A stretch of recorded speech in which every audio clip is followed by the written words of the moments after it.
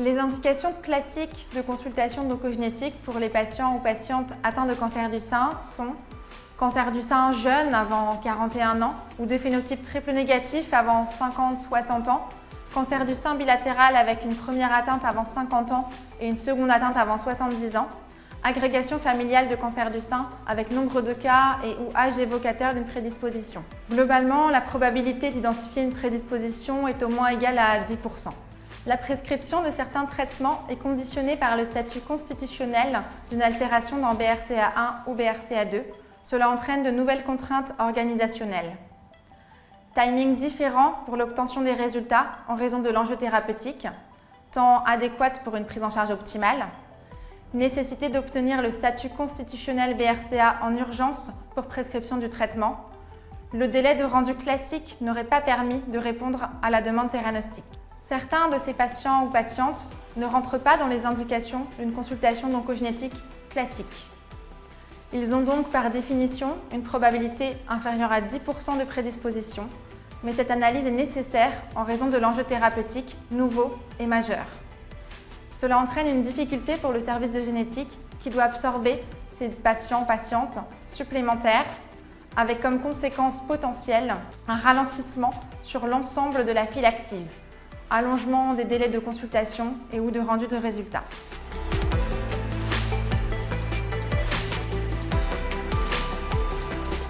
Pour les indications classiques de consultation d'oncogénétique, une convocation est envoyée aux patients/patientes pour une première consultation d'information dans un délai de 2 à 4 mois avec signature du consentement pour l'analyse génétique plus prélèvement le jour de la consultation.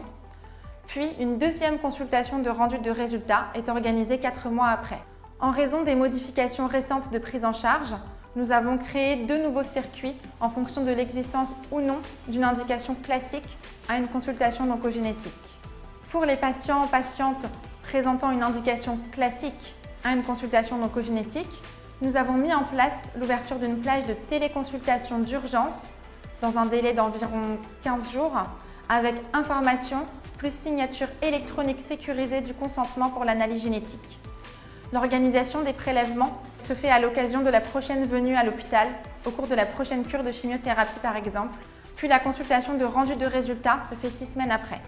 Pour les patients et patientes qui ne présentent pas d'indication classique à une consultation d'oncogénétique, pour lesquels la probabilité d'identifier une prédisposition génétique est inférieure à 10%, une analyse tumorale de BRCA1 et BRCA2 uniquement est prescrite par l'oncologue ou le chirurgien en premier lieu, tumoral first, avec orientation vers une consultation d'oncogénétique seulement si un variant pathogène tumoral est identifié ou si l'analyse tumorale n'est pas possible.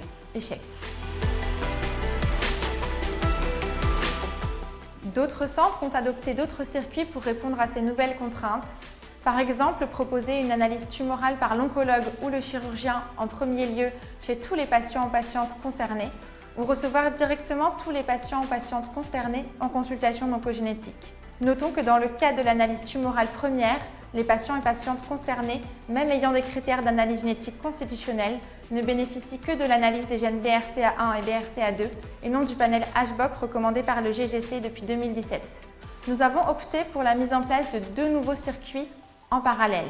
Ainsi, les patients ou patientes présentant une indication classique à une consultation d'oncogénétique avec une probabilité non négligeable de retrouver une prédisposition génétique, qui auraient été reçus en consultation d'oncogénétique avant ces changements d'organisation, sont toujours vus en consultation dédiée, ce qui permet d'émettre des recommandations adaptées au risque familial, même en l'absence de prédisposition génétique retrouvée, mais dans un timing adapté à l'enjeu thérapeutique et de leur proposer le panel HBOC recommandé au niveau national.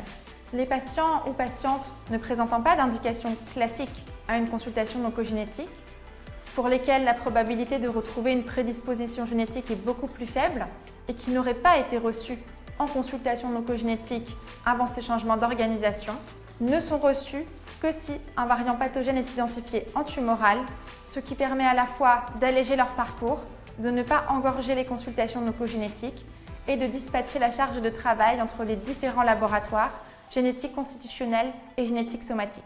La mise en place de nouveaux circuits doit bien sûr prendre en compte les spécificités de chaque centre.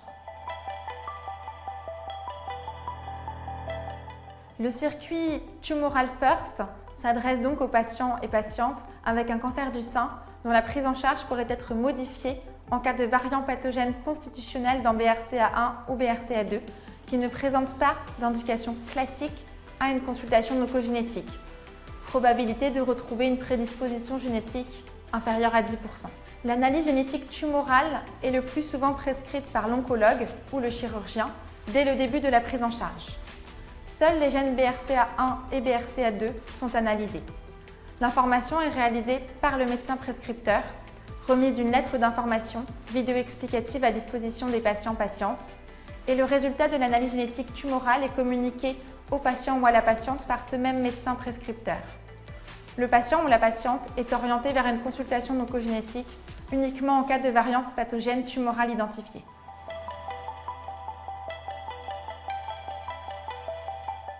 L'objectif principal de la mise en place de ce circuit Tumoral First était l'identification rapide et efficace des patients et patientes susceptibles de présenter un variant pathogène dans BRCA1 ou BRCA2 afin de pouvoir mettre en place une prise en charge optimale, le tout sans engorger les consultations oncogénétiques et en préservant une information de qualité et une autonomie décisionnelle.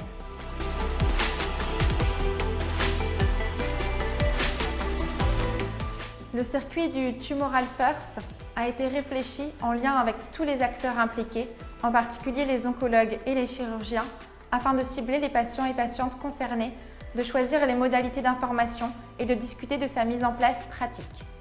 Après validation du circuit par tous ces acteurs, les modalités en ont été présentées en réunion de service et un arbre décisionnel récapitulatif a été mis à disposition sur l'intranet de l'Institut Curie.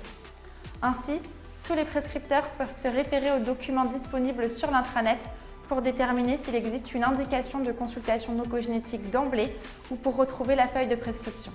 L'équipe d'oncogénétique a réalisé une vidéo et rédigé une lettre d'information résumant les enjeux et le déroulement des analyses génétiques tumorales. Ces documents sont également disponibles sur l'intranet de l'Institut Curie avec les coordonnées de l'équipe d'oncogénétique.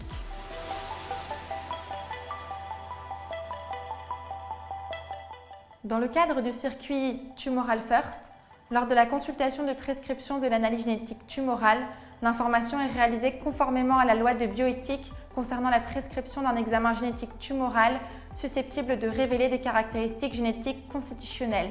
Le prescripteur, oncologue ou chirurgien, explique donc la nécessité d'effectuer une consultation d'oncogénétique en cas de variant pathogène identifié en tumoral qui pourrait être constitutionnel et associé à un enjeu familial. L'enjeu thérapeutique potentiel est également exposé. Une lettre d'information résumant les enjeux de cette analyse génétique tumorale est systématiquement remise aux patients et patientes, accompagnée d'un flyer comportant le lien vers une vidéo d'explication sur les enjeux des analyses génétiques tumorales réalisées par l'équipe d'oncogénétique. La remise de cette lettre est tracée dans le dossier médical.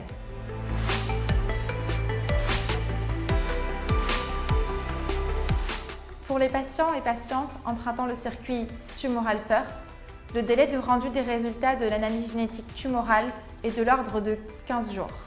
Ces délais rapides, associés à la prescription au début de la prise en charge, nous permettent d'organiser une consultation oncogénétique et de prescrire une analyse génétique constitutionnelle si un variant pathogène tumoral est retrouvé, en restant dans un timing optimal pour le traitement de ces patients-patientes. Rappelons cependant que la probabilité de retrouver une prédisposition génétique chez ces patients ou patientes est très faible.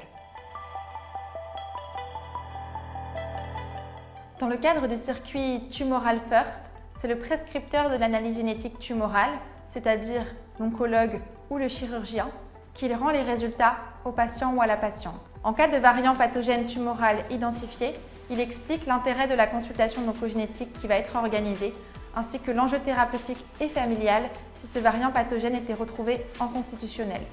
La nécessité d'orienter vers une consultation oncogénétique en cas de variant pathogène identifié en tumoral est également précisée sur le compte-rendu de l'analyse génétique tumorale.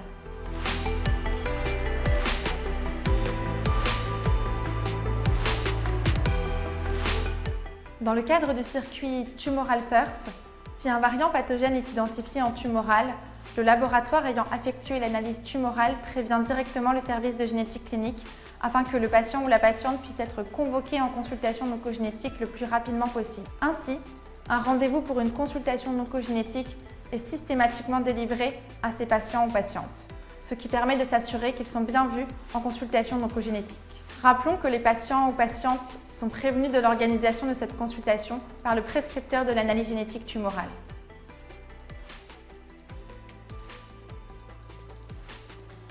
Dans le cadre du circuit Tumoral First, en l'absence de variants pathogènes identifiés en tumoral, l'accompagnement des patients ou des patientes est effectué par les médecins qui assurent la prise en charge thérapeutique. En effet, ces patients ou patientes ont déjà été sélectionnés sur la base de l'absence d'indication d'analyse génétique constitutionnelle, histoire familiale et personnelle non évocatrice d'une prédisposition génétique au cancer.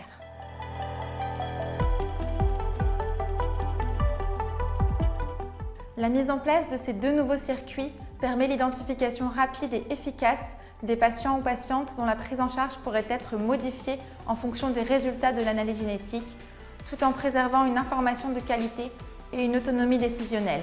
La démarche d'oncogénétique s'inscrit à présent pleinement dans la prise en charge thérapeutique des patients et des patientes. En plus de permettre la prise en charge optimale des patients et des patientes, ce changement de pratique a permis d'entériner la place de l'oncogénétique dans le parcours des patients ou patientes en cours de prise en charge pour un cancer du sein et d'améliorer la coopération entre les différentes équipes impliquées dans leur prise en charge.